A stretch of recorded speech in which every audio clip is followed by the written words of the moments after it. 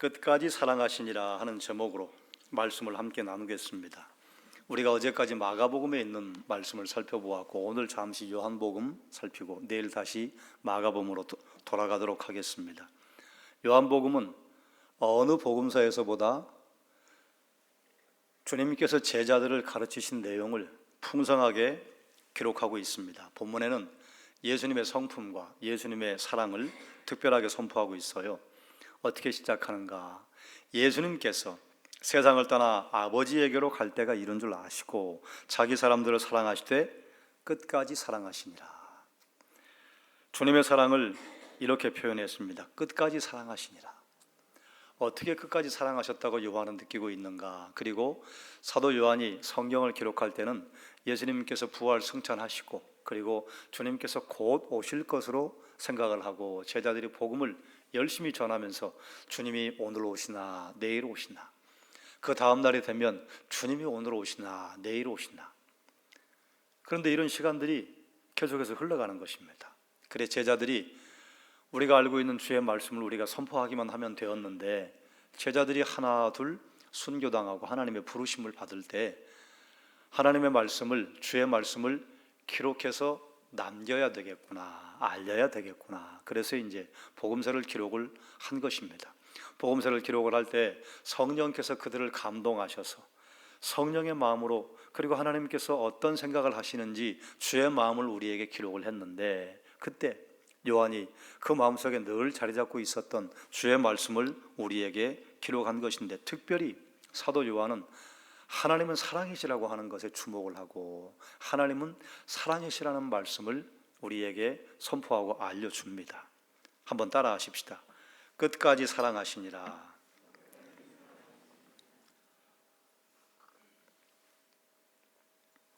이 말씀은 예수님께서 최후의 만찬장에서 제자들에게 하신 말씀이 첫 번째요.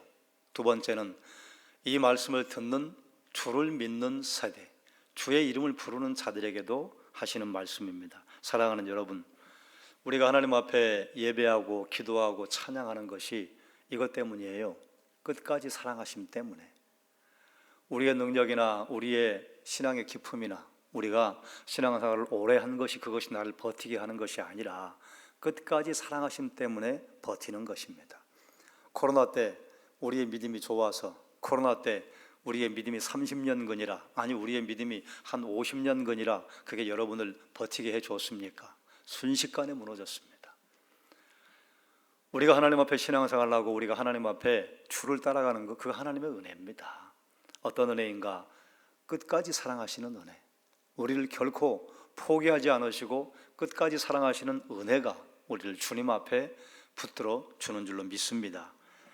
예수님께서는 모든 것이 주의 손에 달려 있다고 하는 것을 아셨어요. 아셨다고 하는 표현을 하십니다. 아셨다고 하는 표현은 하나님께서 우리에게 요구하시는 사랑의 내용입니다. 하나님 우리를 아시고 우리도 하나님을 알기를 원하시는데 어떤 것을 아셨는가? 굴욕의 때가 오는 것을 알고 계셨습니다. 그러나 그와 함께 영광의 때, 그리고 영광의 보좌에 앉을 것도 알고 계셨습니다. 이런 생각은 우리 주님에게 충만한 기쁨 그리고 긍지로 가득 넘치게 했을 것입니다. 그런데 이런 영광의 순간에 제자들의 발을 씻어주셨습니다. 무한한 영광 중에 계실 때 우리는 십자가를 생각하면 아이고 우리 주님 불쌍하다, 아이고 우리 죄가 크다, 어떻게 주님 앞에 설까, 이런 안타까운 생각만 하는데, 주님께서는 제자들에게 무엇이라고 말씀하셨는가 하면 내가 영광을 받을 때가 왔다. 내가 지금 가장 영광스러운 자리에 있다. 영광 받을 자리라고 말씀하셨어요. 이처럼 가장 영광스러운 자리에 무한한 영광 중에 계실 때 낮은 자가 하는 일을 하셨는데, 만물의 주인이신 예수께서 제자들의 발을 씻어주셨습니다. 우린 좀 생각해 볼 내용이 있어요. 때로 그리스도인임에도 불구하고 어떤 사람들은 내가 저명한 자리에 있는데, 내가 이런 자리에 있는데 저런 비천한 일을 내가 할 필요가 있나? 내가 저런 비천한 일을 할 필요는 없지 않을까 이렇게 생각하기도 합니다. 어떤 사람의 유명함과 사랑의 봉사는 별개입니다. 어떤 사람은 나는 꼭 이런 봉사만 해야 해. 물론 달란트에 따라서 봉사하는 것은 필요하고 은사에 따라 봉사하는 것은 필요합니다만 나는 꼭 이 일을 해야, 나는 이 일이 아니면 나는 봉사하지 않을 거야 라고 생각하는 성도들도 왕왕 있습니다. 우리 주님께서 사랑의 마음을 주시면 그 어떤 봉사도, 그 어떤 낮은 자리도 마다 않고 봉사하고 사랑의 헌신을 할 수 있는 것입니다. 주님께서는 무엇을 아셨는가? 얼마 지나지 않아, 그 얼마라고 하는 게 1년 뒤, 2년 뒤가 아니라 불과 몇 시간 뒤에 제자들이 몽땅 다 예수님을 배반하고 도망갈 것을 아셨습니다. 우리가 누군가에게 배반당할 것을 안다면, 미리 안다면, 아니 미리 몰랐더라도 이 일을 진행을 하는 중에 그걸 알았다면 일반적으로 반응하는 것이 어떤 것입니까? 원망하거나 미워하거나 무정하게 대하는 것이 당연한 것입니다. 그런데 발을 씻는다고 하는 것은 노예들이 하는 일이거나 또 랍비들이 스승에게 해야 하는 일인데 제자들은 지금 자기 이익만 생각하며 다투고 있기 때문에 아무도 주님께 발 씻을 물을 준비하지 않았습니다. 그래 예수님께서 발 씻을 물을 준비하고 수건을 두르시는 것 자체가 사실은 어찌 보면 우리 주님에게 죄송스러운 일이죠. 제자들의 입장에서 봤을 때는 가장 모욕받고 가장 불성실한 자리에서도 우리 주님께서는 최대의 겸손과 더 없는 사랑을 보여주셨습니다. 때로 우리가 이런 생각을 할 때가 있습니다. 내가 교회 안에서 적당한 자리를 얻지 못한 것 같아. 내게는 그 자리가 주어져야 되는데 그 자리가 내게 주어지지 않은 것 같아. 그래서 나는 봉사 못하겠어. 자리가 주어지지 않으면 일하지 않으려고 하는 성도들이 가끔 있습니다. 그러나 우리 주님께서 사랑의 마음을 주시면 어떤 곳에서도 사랑의 봉사를 할 수 있는 것입니다. 본문에 우리가 한 가지 좀 설명하고 넘어가야 될 곤란한 사건이 발생합니다. 처음에 베드로는 주님께서 그의 발을 씻어주겠다고 하시자 거절해요. 당연히 거절해야죠. 아이고 주님 무슨 말씀입니까? 절대 못합니다. 그리고 어쩌면 이렇게 얘기했는지 모르겠는데 일단은 복음서에 그런 장면이 등장하지 않기 때문에 제자들이 아마 몸둘 바를 몰랐을 것이고 순간 제자들의 생각이 멎어버렸을 거예요. 왜 제자들 가운데 한 사람도 주님이 들고 계시는 대야를 뺏으려고 하는 사람이 없었을까요? 왜 한 사람도 주님이 허리에 들고 계시는 그 수건을 주님 내가 두르겠습니다 하고 나서는 사람이 아무도 없었을까요? 제자들이 못됐다고 저는 생각하지 않습니다. 그만 생각이 멈춰버린 거예요. 왜냐하면 제자들은 온통 누가 크냐, 누가 더 높으냐, 그리고 그들 마음속에는 야 우리가 올라오는 길에 여리고 도상에서 야고보와 요한이 그 엄마를 동원해 가지고 청탁을 넣었어. 이런 못된 녀석이 있나. 그 마음속에 서로 분노의 마음들이 지금 부글부글 끓어오르고 있습니다. 어떻게 선수를 먼저 치나. 아마 가장 불쾌했던 사람이 베드로가 아닐까 싶어요. 저 녀석들이 왼쪽과 오른쪽 자리를 주님께 부탁을 해. 누가 봐도 수제자는 난데 나보다 먼저 선수를 쳐? 그런 생각에 꽉 사로잡혀 있는데 주님이 발 씻을 대야를 들고 나오셨어요. 그러니 갑자기 하다가 주님이 하시는 대로 지금 다 따라하고 있지 않는가. 그 중에 그래도 베드로, 주님 어떻게 제 발을 씻으셔요? 그럴 수 없습니다. 거절을 했을 것이 아니겠는가 생각을 합니다. 그래 주님께서는 내가 너를 씻어주지 않으면 나와 상관이 없다 이렇게 말씀하시니까 베드로가 또 오해했어요. 그래요 주님? 그럼 주님 제 발뿐만 아니라 손과 머리까지 씻어주십시오. 그러자 주님께서 이렇게 말씀하시지요. 예수께서 이르시되 이미 목욕한 자는 발밖에 씻을 필요가 없느니라. 아멘. 주님께서는 이 말씀을 왜 하셨을까요? 주님께서는 이 말씀을 어떤 의미로 하셨을까요? 너 목욕해, 발 씻어, 이런 말씀 하시는 것일까요? 그런 말을 하시는 건 아닐 거예요. 그리고 그런 의미로 말씀하시는 것도 아닙니다. 우리가 배경을 좀 살펴보자면 고대 성경시대에 어떤 사람이 다른 집에 잔치 초대를 받으면 특별히 이스라엘 백성들이 유명하게 여기는, 중요하게 여기는 유월절 잔치에 초대를 받으면 유월절 잔치에 참석을 하려면 목욕을 하고 참석을 했습니다. 우리가 알다시피 중동 지역은 모래먼지, 흙먼지가 많이 날리기 때문에 다 지저분한 상태에서 가거든요. 그리고 손에 무엇이 묻은 정결하지 않은 상태에서 음식을 먹는 것은 당시의 율법에서 부정하다고 여겼기 때문에 반드시 씻고 갔습니다. 씻고 가서는 그 집에 들어갈 때 발만 씻고 들어갔어요. 우리는 이것을 종종 꼭 하인들이 준비하고 있다가 씻겨주는 것이다. 그건 이제 대가댁에서 그렇게 하는 것이고, 일반 서민들의 집에 가면 물 항아리가 준비가 되어 있습니다. 그래서 거기서 손을 씻고 발을 씻고 들어가는 거예요. 또 손님을 특별하게 초대를 했으면 그 집 주인이 기다리고 있다가 초대한 사람들에게 발 씻을 물, 손 씻을 물을 내주는 것입니다. 이게 이제 일반적인 모습이었습니다. 그래, 발을 씻는다고 하는 것은 그 집에 들어가기 위한 의식이라고 할 수 있습니다. 그렇기 때문에 목욕과 발 씻음을 주님께서는 어디로 연결을 시키시는가? 주님과의 사귐으로 들어가는 것을 목욕과 씻는 것으로 말씀을 하고 계셔요.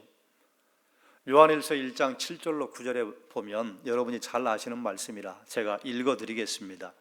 그가 빛 가운데 계신 것 같이 우리도 빛 가운데 행하면 우리가 서로 사귐이 있고, 사귐에 관한 말씀을 하세요. 그 아들 예수의 피가 우리를 모든 죄에서 깨끗하게 하실 것이요, 무엇이 우리의 죄를 깨끗하게 하는가? 그 아들 예수의 피가. 그래서 만일 우리가 죄가 없다고 말하면 스스로 속이고, 또 우리가 진리가 우리 속에 있지 아니할 것이요, 만일 우리가 우리 죄를 자백하면 그는 미쁘시고 의로우사 우리 죄를 사하시며 우리를 모든 불의에서 깨끗하게 하실 것이다. 아하, 깨끗하게 한다고 하는 말을 요한은 요한복음에서도 선포하고 요한 서신에서도 선포하는데, 목욕과 발 씻음에 관한 말씀을 통해서 예수 그리스도를 통한 죄사함, 예수 그리스도를 통한 깨끗함을 선포하고 있는 것입니다. 자, 그렇다면 우리가 주님과 사귐을 하는 것은 무엇을 통해 가능합니까? 주님의 대속을 통해 가능합니다. 주님의 대속을 요한서신은 무엇이라고 말하는가? 씻는 것이다. 모든 죄에서 우리를 씻는 것이다. 그리고 요한일서 1장 9절 말씀에서는 우리가 우리 죄를 자백하면 그는 미쁘시고 의로우셔서 우리의 모든 죄를 사하시고, 그 다음 뭐라고 하는가? 모든 불의에서 우리를 깨끗하게 하신다. 주님의 대속의 죽음은 인류 역사에 단 한 번 있는 것입니다. 그러나 우리가 하나님 앞에 우리 죄를 자백하는 것은 우리가 예수 그리스도를 영접한 후에 계속해서 해야 할 성도의 사명, 성도의 특권, 성도의 의무인 것입니다. 그렇기 때문에 목욕이란 주님의 대속의 죽음으로 깨끗하게 된 것을 의미하는 것이고, 발 씻는다고 하는 것은 매일 우리 죄를 씻어주시는 주의 죽음을 다시 기억하면서 우리의 죄를 고백하는 것을 의미하는 것입니다. 이렇게 이해하고 10절을 읽으면 연결이 됩니다. 예수께서 이르시되 이미 목욕한 자는 발밖에 씻을 필요가 없느니라. 온몸이 깨끗하니라. 너희가 깨끗하나 다는 아니다. 다는 아닌데 그 다가 아닌 가운데 들어가는 사람이 누구입니까? 유다지요. 유다는 새로운 생명과 죄의 씻음을 주는 주의 말씀을 거절했기 때문에 깨끗하지 못한 것입니다. 그래, 제자들에게 목욕과 발 씻음이라고 하는 이것이 얼마나 제자들의 뇌리에 강력하게 새겨졌겠습니까?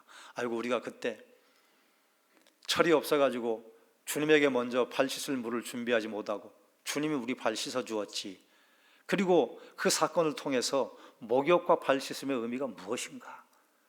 주님의 대속, 그리고 매일 주님 앞에 우리의 죄를 고백할 수 있는 것에 관해서 주께서 가장 좋은 자리, 가장 기억에 남을 만한 자리에서 제자들에게 말씀을 선포하시고 가르침을 주셨던 것입니다.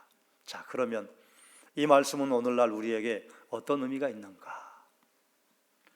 주님께서는 자기 사람들을 끝까지 사랑하셨다 그래요. 그런데 이때 제자들의 형편이 어때요? 제자들의 형편이 주님 앞에 쓸만했습니까? 영 부족했습니까? 제자들이 주님을 끝까지 따랐습니까? 버리기 일보 직전이었습니까? 그런데 뭐라고 기록하는가? 끝까지 사랑하시니라. 끝까지 사랑하시는 대상이 누구였는가? 자기 사람들이 먼저 찾아옵니까? 주님께서 부르십니까? 주님께서 부르셔요. 주님께서 부르신 사람들, 비록 주님을 배반하고 주님을 떠나고 주님에게 등을 돌리겠지만 끝까지 사랑하신다, 그 말이에요. 이것이 왜 우리에게 중요한 은혜가 되는 줄 아십니까? 우리는 주의 부르심을 받아 주의 제자가 되었습니다. 그런데 우리가 늘 주님에게 성실합니까? 불성실할 때가 있습니까? 늘 주의 말씀을 따르고 주의 말씀을 배우고 가르치기에 애를 씁니까? 주를 외면하고 주께 등 돌리기를 자주 합니까? 그런데 우리에게 어떻게 하신다는 것인가? 끝까지 사랑하시니라. 왜요? 내가 불렀다. 너희가 어디로 가든지, 너희가 무엇을 하든지, 너희가 어떻게 등을 돌리든지 그건 내 사랑을 막지 않아. 내가 너희를 불렀다.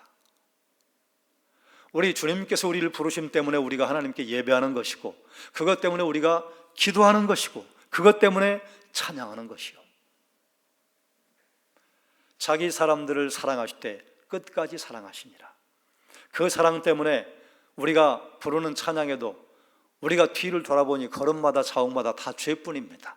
그런데도 하나님께서 우리를 포기하지 않으시기 때문에 우리를 주님 나라까지 인도하시는 것입니다. 할렐루야. 끝까지 사랑하시는 그 사랑의 이유가 무엇 때문인가? 내가 불렀다. 내가 부른 자들에게 주시는 선물이 있습니다. 믿음을 주셔요. 믿음을 주시는데 주님께서 제자들에게 공생의 사역에 이런 말씀을 하시지요. 믿음이 작은 자들아, 너희에게 만약에 겨자씨 하나일 만한 믿음만 있다 하더라도 너희가 이 산더러 들려 저 바다에 빠져질 것이다 해도 이루어질 것이다. 이건 뭐 산을 막 뜯어 뽑아가지고 이리저리 옮기라고 하는 것이 아니라 불가능한 일 내가 이루어 줄 것이다, 그런 말씀이에요. 무엇 때문에 우리를 끝까지 사랑하시는가? 주님이 내게 주신 선물 믿음을 가지고 있기 때문에 넘어지더라도 주님을 믿는 자, 넘어지지만 회개하는 자를 끝까지 사랑하시니라. 지금도 주님께서는 우리를 사랑하실 때 끝까지 사랑하시기 때문에 우리가 하나님에게 올려드릴 수 있는 것이 무엇이 있겠습니까? 그저 감사요, 그저 찬양요, 그저 영광을 하나님께 올려드릴 뿐이지요. 주님께서는 제자들에게 지금 이런 모습을 보여주시고 이 뒤 이어 나오는 말씀은 무슨 말씀을 하시는가? 내가 너희의 선생이 되어 너희를 섬기는 것을 너희가 이제 알았느냐? 종이 상전보다 높지 못하고 제자가 스승보다 높지 못하다. 내가 너희에게 이렇게 한 것을 기억하고, 말씀하지 않으셨지만 무엇을 말씀하시는 거예요? 너희들도 이와 같이 해라. 그러면 주님 뭐라 하셔요? 세상의 집권자들은 너희를 핍박하고 다스린다. 그러나 너희는 서로 사랑함으로 말미암아 너희가 내 제자인 것을 많은 사람들이 알 것이다. 이게 참 제자들에게 상상하지 못하고 생각하지 못했던 말씀을 하시는 것입니다. 너희가 지금 내 제자라고 다들 알고 있지? 너희가 내 제자이기 때문에 너희가 지금 누가 높은 자리를 차지할 것인가 그 생각을 하고 있지? 너희가 내 제자이기 때문에 너희가 해야 할 것이 있다. 서로 사랑해라. 너희가 높은 자리를 차지하기 위해서 베드로는 야고보와 요한을 쌍심지를 켜고 바라보고 있고, 야고보와 요한은 어쨌든 주님의 자리 왼쪽 오른쪽은 우리 거야. 다른 제자들은 예수님 옆에 있는 모태신앙은 내 엄마가 없는 게 내가 천추의 한이다. 아마 그런 생각을 하고 있었을지도 몰라요. 온통 어떤 자리를 할까? 내가 어디를 올라갈까? 그래서 제자들은 아무도 주님에게 발 씻을 물을 내다 드리지 않았습니다. 베드로는 야고보와 요한이 해야지. 야고보와 요한은 빌립 너희가 해야지. 야 도마 네가 해야지. 최소한 베드로, 야고보, 요한은 우리가 무슨 불을 떠오냐. 서열로 봐서 우리는 1, 2, 3인데 야 12번째 네가 해야지. 그러고 있었다 그 말이에요. 그런 제자들을 주님께서 사랑하실 때 끝까지 사랑하셨다. 그런 주님에게 우리는 그저 감사와 찬양 올려드리며 서로 사랑하는 것이 주의 제자로 사랑하는 길인 줄 믿습니다. 주님께서 제자들에게 겸손의 본을 보이셨기 때문에 지금 여기 우리가 살아가는 자리에서 서로 발을 씻어주는 제자의 삶을 살아가기를 주님의 이름으로 축원합니다. 우리에게 주신 은혜가 있습니다. 매일 죄를 고백하면 날마다 깨끗해진다. 어떻게 깨끗해진다고 하시는가? 동이 서에서 먼 것처럼 너희 죄를 기억도 하지 아니하시고 동이 서에서 먼 것처럼 저쪽으로 내가 너희 죄를 던져버릴 것이다.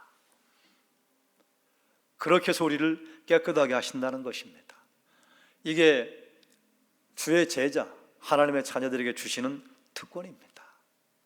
그러므로 매일 죄 고백으로 말미암아 정결하고 거룩한 삶을 살아가시기를 주의 이름으로 축원합니다. 우리 주님께서 우리를 사랑하시는데 끝까지 사랑하셔서 우리에게 주신 선물이 무엇이냐? 너희는 목욕했다. 그러니 발만 씻으면 된다. 우리에게 목욕하라고 요구하지 않으세요. 너희 그렇게 죄를 져가지고 야 그거 쓰겠냐? 구원받을 수 있겠니?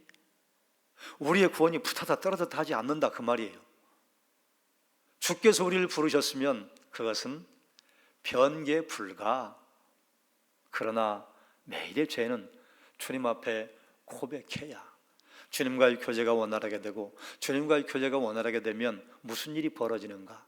생명이 우리에게 흘러들어서 우리가 생명의 삶, 평탄한 길, 형통한 삶을 살게 하는 것입니다. 죄 고백하라고 하는 것이 주님을 위한 것입니까? 우리를 위한 것입니까? 우리는 죄 고백조차도 가끔 하나님 앞에 생색내며 할 때가 있어요. 내가 죄 고백했잖아요. 이만하면 됐잖아요. 그리고 죄 고백한 것이 무슨 성도의 특별한 이게 자랑거리인 것처럼 생각을 할 때가 있습니다. 아니요.